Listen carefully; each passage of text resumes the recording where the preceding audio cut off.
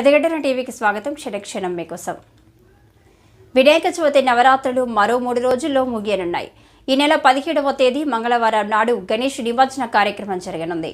ఈ నేపథ్యంలో నిమజ్జనం జరిగే ప్రాంతాల్లో పటిష్ట బందోబస్తు ఏర్పాటు చేసినట్లు హైదరాబాద్ సిపి సివి ఆనంద్ స్పష్టం చేశారు.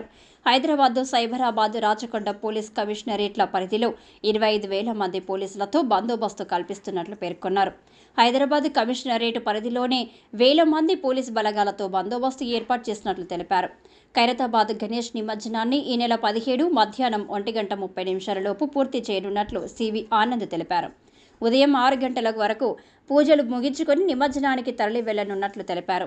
పోలీసులు, జీహెచ్ఎంసీ, రెవెన్యూ అధికారులు సమన్వయంతో కలిసి పనిచేస్తూ ఖైరతాబాద్ వినాయకుడి నిమజ్జనాన్ని సకాలంలో పూర్తయ్యేలా చూస్తామన్నారు.